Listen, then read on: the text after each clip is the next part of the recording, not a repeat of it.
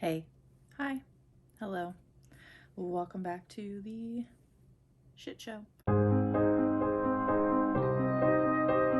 Anyway, hi, if you're new here, this is Constellation Library. My name is Rachel. Today we are going to wrap up with the videos that I have for 2021 with a kind of an interesting thing I've never done before. I am going to do a no-nuance review of all the books that I read in the year of 2021. I had not heard of this until Allie over at Allie Enchanted did it on her channel, but she, I believe, got it from a TikTok trend.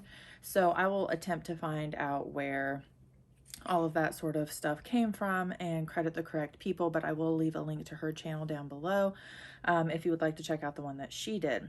So we're going to do that. And then I am also going to talk about the books that were my favorite for the year, most surprising, most disappointing, and the worst book of the year as well. But that will come at the end after I give a quick rundown of all the books from 2021.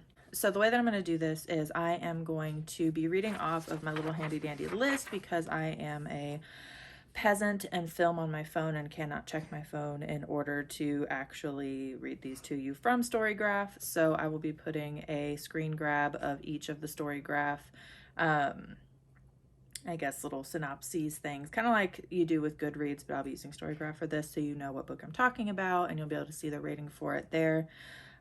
Ratings on Storygraph and Goodreads are different. If you didn't know that, now you do. You can only do single star reviews on Goodreads and you can do quarter star reviews on Storygraph. So it's a little bit more nuanced with Storygraph, and that is the more accurate rating for how I feel. But if they vary too much, I'll give you what I rated for both Goodreads and Storygraph. But Storygraph wins out, just for your information. Anyway, of the 47 books that I read, I only DNF'd one, and I'm kind of sad that I DNF'd it because it's like the very last book that I need to read from this author, and then I can just be done with it. So I may come back to it at some point, but I was just like, while I was reading it. So without further ado, gonna jump right in, try to keep this to like no more than 10 minutes. So the first book, the one DNF, is Midnight Sun by Stephanie Meyer. So this is the entirety of Twilight told from Edward's perspective, and I just didn't fucking care. Felt very much like a cash grab to me. Waste of time, didn't add anything to Edward, didn't improve him as a character, didn't make him more understandable. In fact, I liked him better when I didn't know his internal thoughts. So yeah. The rest of the books, 46 books that I did read, I'll go very quickly through them. So the first one is Smoke Gets in Your Eyes and Other Tales from the Crematory. By the way, these are in order of having read them. I read this back in January. It's by Caitlin Doughty. I gave it 5 out of 5 stars because I do not take stars away from nonfiction work unless it's like really problematic or racist, but I wouldn't probably read something like that if I'm not going to read Trump's memoirs, so that would obviously not get a 5 out of 5 for me. But for this is something that I didn't feel like I could rate lower because it's her real life experience. So 5 out of 5, morbid, interesting. She has the Ask a Mortician YouTube channel if you're interested in knowing more about her. The second book is The Invisible Life of Addie Laru by V.E. Schwab. I gave this one 4.5 stars on Storygraph, 5 on Goodreads. I enjoyed it except for the ending. I felt like the ending was cheap. I get why she chose that, but it just wasn't realistic, the lead up to it, I guess. The third book is A Deadly Education by Naomi Novik. This one I gave 4 out of 5 stars. It was very entertaining. I read it very quickly. I listened to it on audiobook. But there were just some decisions made by the author that should not have been made, and you didn't need sensitivity readers to tell you that they shouldn't have been made. So if you know, you know. The fourth book is A Court of Thorns and Roses by Sarah J. Maas. I am a huge Sarah J. Maas fan. I've only read this particular series, but I loved every book, so I consider myself a huge fan. But I gave A Court of Thorns and Roses 4.75 out of 5. Gave it a 5 on Goodreads because, you know. But I couldn't give it 5 stars and then give A Court of Mist and Fury 5 stars because they're just not on the same level, in my opinion. So that's why. That's the only reason. Book number 5 is Wandersmith by Jessica Townsend. This is the second book in the Nevermore series, and I gave it 5 out of 5 stars. Chef's Kiss. This whole series is perfect, and I love it. Book number 6 is A Court of Mist and Fury by Sarah J. Maas. This one easily got 5 out of 5 stars. It is stupendous, fantastic, amazing, incredible. Just, I can't even. How many synonyms can I find for that? Because it's stupendous. Definitely highly recommend this series, if for no other reason than A Court of Mist and Fury.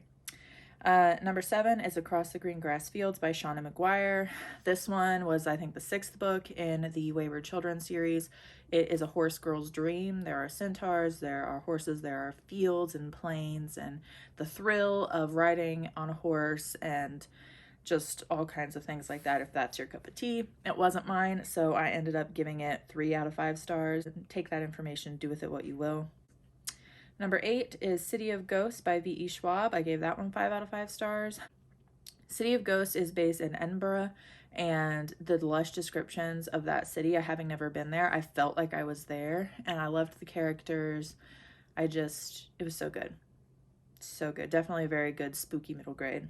Number 9 was Tunnel of Bones by V.E. Schwab in that same series. Again, 5 out of 5 stars. That one's set in Paris, in the Paris catacombs. Perfectly creepy setting. Wonderful. The next one is book 10, which was A Court of Wings in Ruin, and I gave this one 5 out of 5 stars too, because while it was different than Court of Mist and Fury, I really liked it, and I didn't feel like it was slow. I didn't have any problem with it. I know some people don't like it, but I don't really understand why. I felt like it was awesome. It was just a great end to the series. Well, the first trilogy. I know the series continues on, but like the first trilogy, it wrapped it up and put a little bow on it. Book number 11 was A Vow So Bold and Deadly. I talked about this in the last video by Bridget Kimmerer. It got a 3 out of 5 stars for me. It was fine. It was just fine. It was fine. So I wouldn't not recommend the series, but I would just let people know, like, the ending book is weak. You need it to finish the story, but like don't expect great things from it, but it's a satisfactory enough ending. Number 12 is Hollowpox by Jessica Townsend, which is the 3rd book in the Nevermore series. I gave that one 5 out of 5 stars. Obviously, they're all really great. Number 13 was Solutions and Other Problems by Allie Brosh. This was another nonfiction, and it was basically like a memoir autobiography of the author. She wrote Hyperbole and a Half as well, if you know that name. But I give it 5 out of 5 stars again because it's about her life. Like, I don't feel like I can judge that. Book 14 was Seance Tea Party by Ramina Yee. I gave that one 5 out of 5 stars. It is darling. It is gorgeous. The art is so pretty. The story is so wholesome. Anyway, very good. Number 15 is Paper Girls Volume 6 by Brian K. Vaughan. And that one I gave 4 out of 5 stars. It was the end of the series. It was good. I don't have any complaints about it. It didn't blow me away, but it was still really entertaining. And I felt like it was a perfect end to the series. But it was kind of predictable a little bit, which maybe was why I didn't feel like it got 5 out of 5 stars from me. So a 4, but that's still pretty good. Number 16 is the Marked Volume 1 Fresh Ink by Brian Haberlin and David Hine. This was terrible.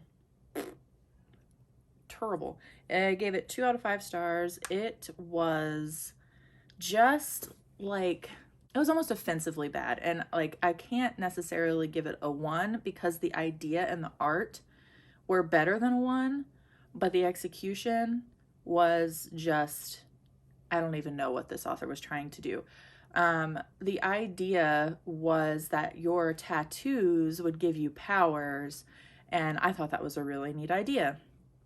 But there were Nazis, and like a Nazi spirit was like living in this mechanical item, and I'm just like tired of Nazi shit.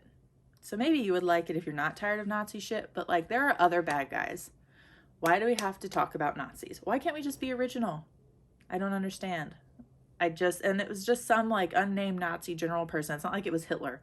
So I just feel like we could have done so much more, and it could have been so much better than it was, but it was just bad. But the beautiful art and the idea of tattoos giving you power are what earned it 2 stars. So, yeah. Number 17 was Piranesi by Susanna Clark, and I know that I'm going to get tomatoes thrown at me, but this one was also a 2 out of 5.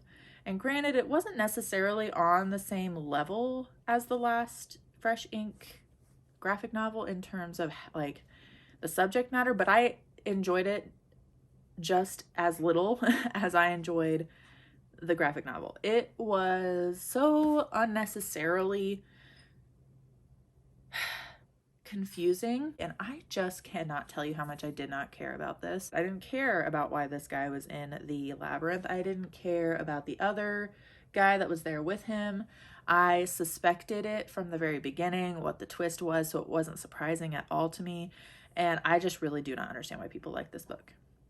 It took me 2 weeks, 3 weeks to read this, and it's like barely 200 pages, I think. Like, it was very short, but it took forever for me to get through because I had to make myself finish it. Anyway, I'm gonna stop bitching about that. I'm sure you're all tired of hearing me bitch about Piranesi, but I don't understand why people like it. Book number 18, Bridge of Souls by V.E. Schwab. This is the third in the Cassidy Blake series, following City of Ghosts and Tunnel of Bones. Again, another 5 out of 5 stars. This one was my favorite because it was set in New Orleans and I've actually been there before. And I really felt like I was back there again. The landmarks, the things that she hints at, were places that I visited while I was in the French Quarter. Like, it was just a wonderful place to be. So that one definitely was 5 out of 5 stars. Number 19 is The Unhoneymooners by Christina Lauren. I gave this one 3.75 out of 5 stars.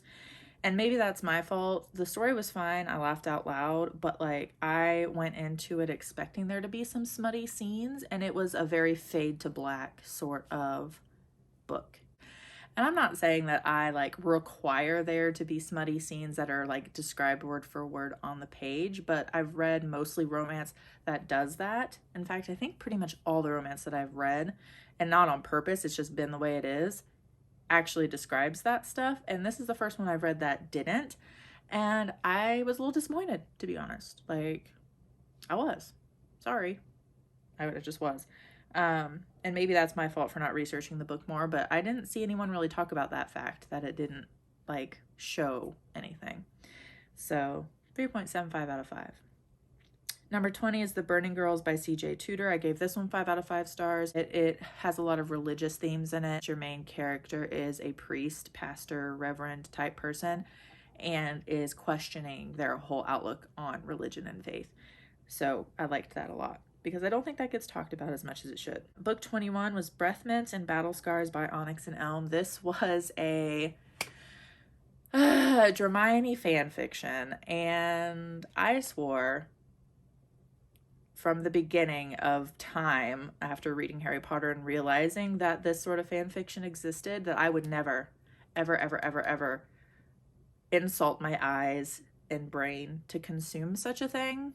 I had sworn off of it. I thought it was the stupidest thing I'd ever heard, because there's no way that you can make that realistic, because he was so terrible to her and she was so good, and there was just no chemistry. Like, I didn't understand where people got it from, other than it just being like a headcanon thing that they would like to see because they like bully romances. I don't like that sort of thing. I don't get it. So I was like, no, never. This will never happen. And then my sister-in-law happened. And she was like, you have to read it. You have to read it. And she kept sending it to me, kept telling me about it. And I was like, fuck, fine, okay. So I did. And I gave it 5 out of 5 stars. It was wonderful. I read it. It's basically like a novel-length thing, and I read it in a day because I could not put it down. Some of the places that they had sex in Hogwarts, and they're adults at this point, by the way. This is like post-Battle of Hogwarts, all of that. They're coming back to like redo their 7th year. So at this point, they're adults, I'm pretty sure. And so, you know, it's not like teenagers doing that, but like they were doing the thing in a lot of different places in Hogwarts that I'm just like, logistically, I don't know that that would happen and that nobody would come in and see them there. But it had so much more than just the sex. It had a lot of emotion. It made a lot of sense why they were drawn to each other, because they were both like traumatized from what had happened, and neither one of them could seem to go back to normal, and everybody else was going back to normal. And so they were able to kind of find that commonality with each other.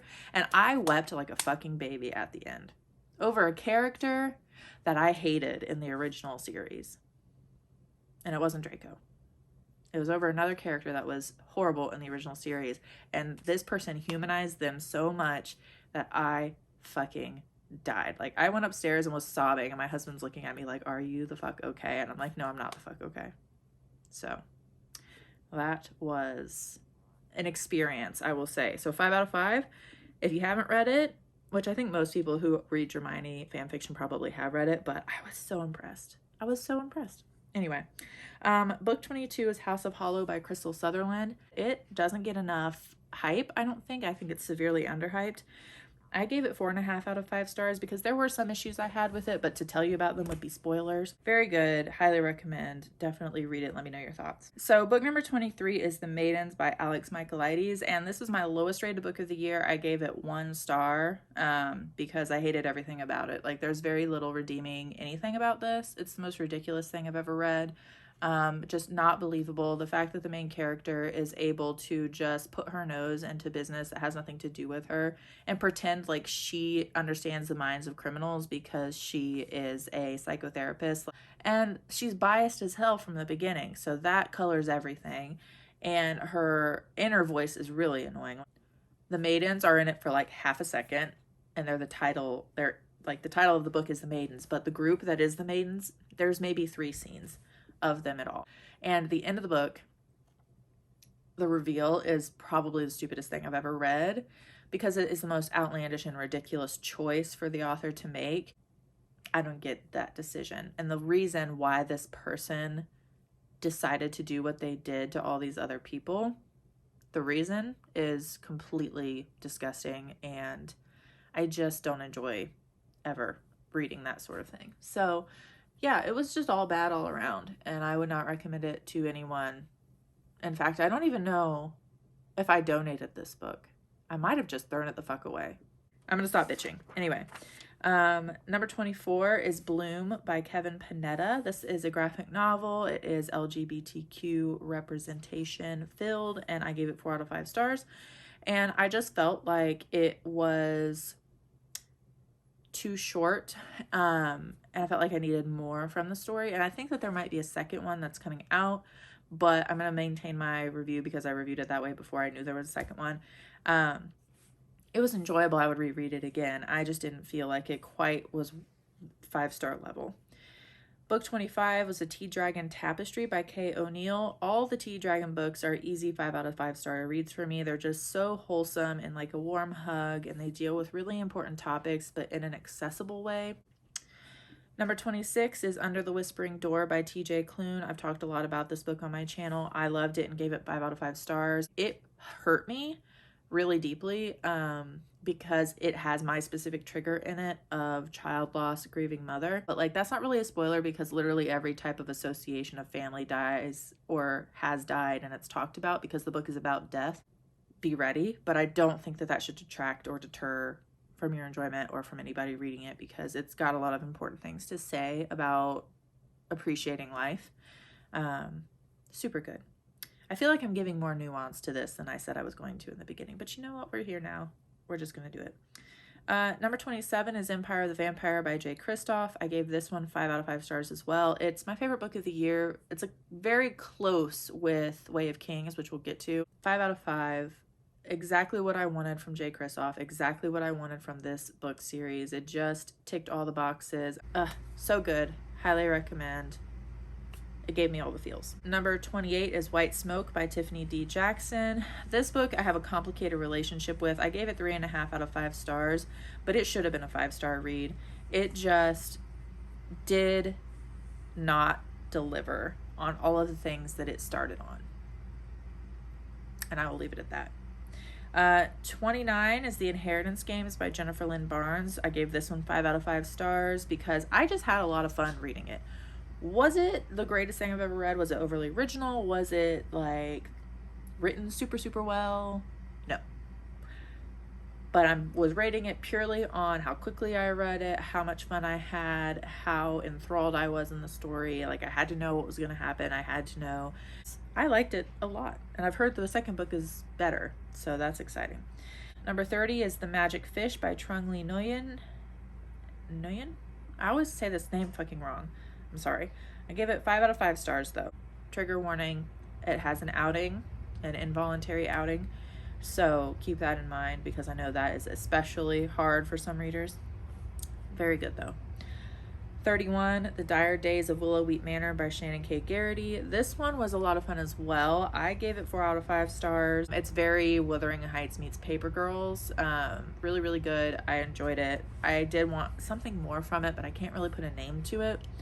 But it still did really well with 4 out of 5 stars. Book 32 is The Thud by Michael Ross. This is one that I gave 4.5 out of 5 stars. It has disability representation, neurodiversity representation in it.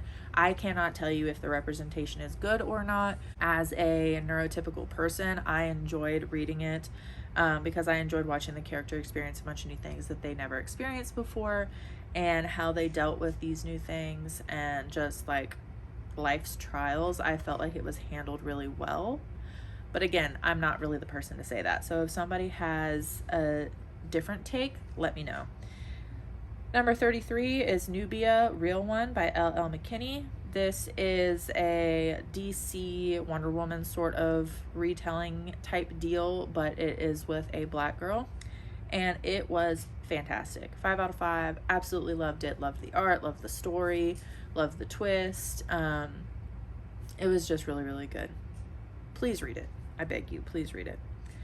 Number 34 is Punderworld by Linda Sejic. This one is a Hades and Persephone retelling. The art is gorgeous.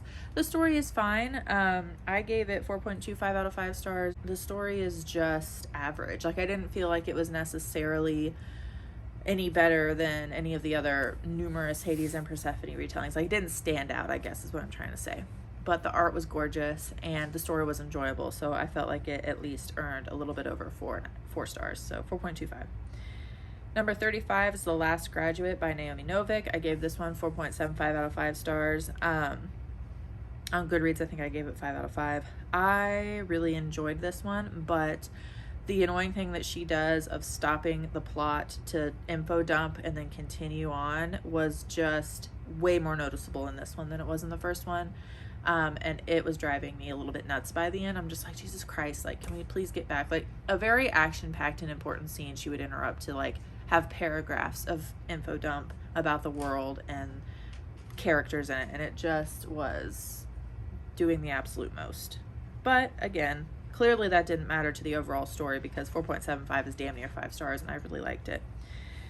Number 36 is Slaughterhouse-5, or The Children's Crusade by Kurt Vonnegut / Ryan North, because it was the illustrated edition of this. I gave this 4.75 out of 5 stars. I give the original novel 5 out of 5. I felt like the graphic novel was really good if you've read the book, but it could be super confusing if you haven't read the book. Number 37 is a book by She Who Should Not Be Named. Again, I don't like to talk about HP too much on this channel, but we have the illustrated editions, and we read the first one to our son over the course of the year before bedtime. And I still love those books, so I had to give it top ratings, because it is what it is at this point. I don't buy anything else. I don't support her in any way, and please do not take what I'm saying here about her as me recommending that you read her, because I don't really, but it was a really good thing to do as a family together with my son.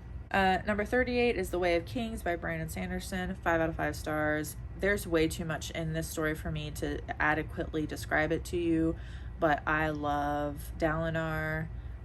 He is definitely my fave. I am the president of the Dalinar fan club. He's just great. And honestly, all the characters are great. There isn't a character that I dislike. I know some people get bored of Kaladin's plotline or Shallan's plotline, but I really enjoy everybody. There's nobody that I'm like, dang, I'm on this chapter with this person now. I always want to get back to Dalinar's chapters because he is my favorite, but I'm not sad or upset to be in anybody else's viewpoints. 39 is Howl's Moving Castle by Diana Wynne Jones. I probably would have liked this book a lot better if I had, 1, seen the film before reading it, or 2, had read it when I was younger. I gave it 3.75 out of 5 stars. Again, it was fine. Like, there wasn't anything wrong with it. I just felt like kind of the middle of it was just slow and doing a bunch of random shit that didn't advance the plot or the character development, really. It could have been shorter, or more purposeful, I guess, in the telling of the story. Number 40, People We Meet on Vacation by Emily Henry. This was, again, a very easy 5 out of 5 stars. It had all the tropes I like, the friends to lovers, the miscommunication, mutual pining type thing. I really liked that a lot. It was just a good time. I did cry during that one because I think Emily Henry tends to focus a little bit more on like real life stuff instead of just the romance, and I like that. I like realistic. I like a little bit of owie with my aw, so very good. 41, City of Brass by S.A. Chakraborty. I gave this one 4.5 out of 5 stars purely because Nari is annoying as fuck, but I dealt with her because she does grow towards the end of the book. It was really purely because of her that it lost the half star, but everything else, the setting, the other characters, wonderful. Loved it. 42, Duke Actually by Jenny Holiday. I gave this one 4.5 out of 5 stars. It had the mutual pining. It was almost like a frenemies to lovers. Like, they didn't necessarily like each other in the beginning, but that was really short-lived. Granted, it's the second one in a series, and they may have distinctly disliked each other in the first one, and I don't have that context. So it was honestly more friends to lovers, which I love. It had the royal aspect, which I actually super liked, and it was a little bit Christmassy, which was also cool, but it just didn't necessarily get to that 5-star like People We Meet on Vacation did.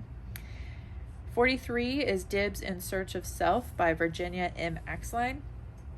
This one was also 5 out of 5 because it's nonfiction, and I read it for class, and I feel like it's a really important book to read. It's old. It's from the 60s. Like, the counselor who is like the narrator offers a cigarette to her client, so it's clearly like a long time ago. And I'm pretty sure it's like 1967 or something. But I feel like there's still a lot to be learned from this, particularly with child psychology, play therapy, and that sort of thing. So if you are in a psychology field or a counseling field and have not read this, I suspect that you may if you do child and adolescent counseling class. But if it's not part of what you're supposed to read, I highly recommend reading it because I feel like it is a really important read. It's not necessarily one that's going to give you tips and tricks on how to do a particular type of therapy, but just the effects of that therapy on a child who benefited from it.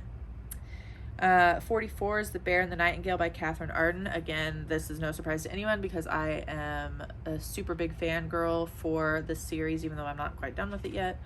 5 out of 5 for that. Book 45 is It Happened One Summer by Tessa Bailey. This is the first Tessa Bailey book I've ever read. Easy 5 out of 5 stars.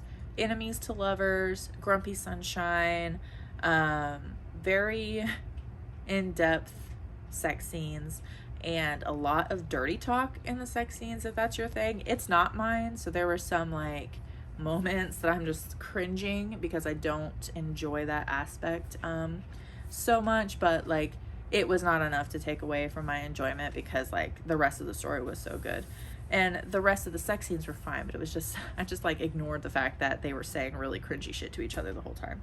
And the final book that I read, and it was a very quick scooted in at the end type of book, and that is Homebody by Rupee Carr. And I gave this one 3.75 out of 5 stars, which has been my consistent rating for Rupee Carr books because I don't like her style of poetry. What she says in her poetry is great, but I just really don't like the style. I don't like writing a sentence that's just a sentence and then picking a spot somewhere in the middle, hitting enter, and calling that a poem.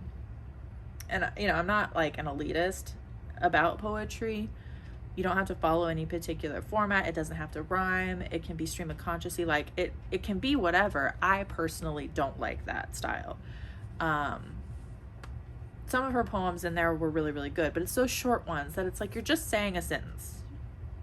And I think that she does that to make it feel like it's more of a poem than it is. But it's 2 lines, it's 1 sentence cut in half randomly. And there's a lot of that. There's a lot of blank pages, a lot of potential that's unmet, I think. Because while she is saying really good things, I feel like there's so much more things that she could say in a much more poignant and meaningful way than what she does. And I do think that you can be poignant and meaningful in one sentence, but there's like half of it is just one sentence. So again, personal taste. I have nothing against what she's saying because it's all very important, but when I look at the structure of the poetry and the reading experience of it, I don't enjoy it that much. I get through it quickly because it's mostly blank space, but I don't feel like there's as much substance, I guess, as there could be. But again, that's just me. So that's it. That's the end. Those are the 46 books I read, plus the 47th one I DNF'd. Yeah. I feel pretty good about that. So I said I wanted a no-nuance review. I gave you a lot of nuance. So, you know, maybe next year I'll do a little bit better than I did this year for it. But I just had a lot to say. You know, you ever just have a lot to say? That's me having a lot to say. So I am going to gather up my books that were my best reads, my worst reads, my most surprising, and my most disappointing real quick, and then I will be right back. So hold please. Alrighty, so I was gonna gather up all the books, but then I decided I don't feel like doing that because I reorganized all my shelves super recently. I don't want to make them disorganized by pulling all the books off, so we're just gonna have pictures up. Hope that's okay. But I have split my books into the best books and the worst books of 2021, as well as most surprising, most disappointing, and then my favorite book. So first we will talk about the most disappointing books. So I have a few in every category. The three books that are also most disappointing but not the most disappointing is A Vow So Bold and Deadly by Bridget Kimmer, which I kind of explained. It just could have done so much more and it didn't. And I was really looking forward to it because I enjoyed the first two in the series so much. I was looking for that like great ending and it just was an okay ending. Across the Green Grass Fields by Shauna McGuire, the Horse Girl book. It was, again, fine, but her other ones were just leagues above it. Every other book in that series is leagues beyond and above Across the Green Grass Fields. And I had that same hope for it, and it did not live up to it whatsoever. And then the last one, it shouldn't be on the most disappointing list because like I knew going in that it was probably going to disappoint me, but I did it anyway. So I guess I'm more disappointed in myself than in the book, but that was Homebody by Rupee Carr. Like it just, I knew I was going to be disappointed in it, but here we are.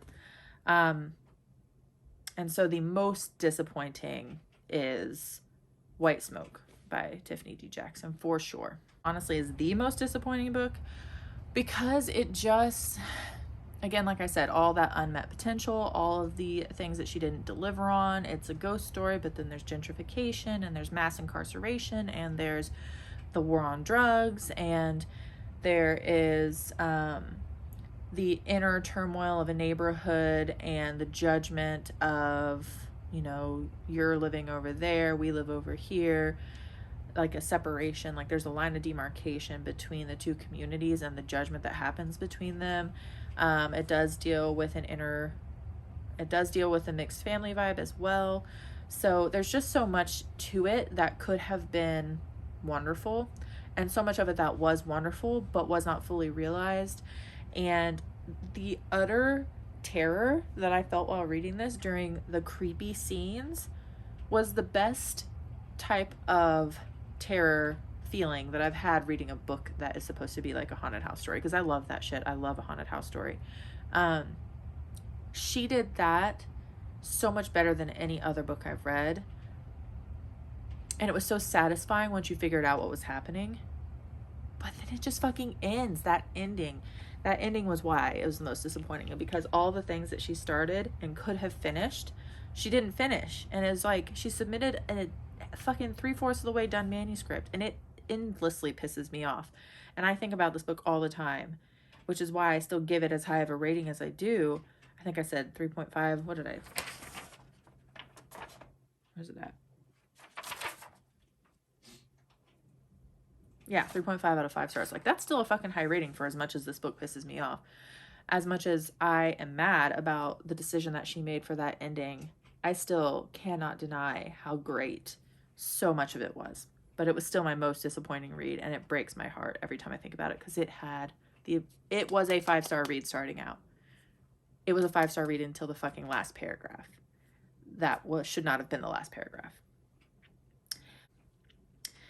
The worst books of 2021, there are 4. One of them is obviously Midnight Sun because I didn't finish it. So that was, I guess, the worst book experience for me. I don't rate my DNFs because I don't think that's fair since I didn't finish it. But like, I know the story of Edward because we have Twilight. So I know how it's going to end. I don't need to read it. I don't. So that, the marked Volume 1 fresh ink, Nazi tattoo magic shit that should not even have gone together. Pure Nessie by Susanna Clark. I don't get the hype. I feel like a lone wolf out here not understanding why everyone likes this. And then by far the worst book would have been The Maidens. It's the only book I gave a 1 out of 5. Everything else got a 2 or wasn't rated because it was a DNF. By far the worst book that I have honestly ever read. And that's saying something. Because I've read quite a few books I didn't like. But this is the worst. And I'm very unhappy because I actually kind of like The Silent Patient. Didn't like this one. Didn't like it. So, worst book of 2021, The Maidens. Let's go to the more positive. Let's end on a more positive note. So, the most surprising books, the ones that I didn't necessarily have high expectations for, but I ended up really enjoying. The first 3 of the 4 are surprising, but then the 4th is the most surprising. So, House of Hollow by Crystal Sutherland. I went into that one not really expecting a whole lot. Reading the synopsis, it sounded interesting. It sounded like something I might like, but I didn't think it was going to be as good as it was, and I really liked it a lot. The whole of the Cassidy Blake series was stupendous. Again, I don't read a lot of middle grade. I didn't expect it to be the best thing ever, but it was really, really, really good. And her descriptions and settings were, I felt like I was there in each of them. Having only been to one of them, I still felt like I could envision everything that was happening in the other 2, knowing that they're real places.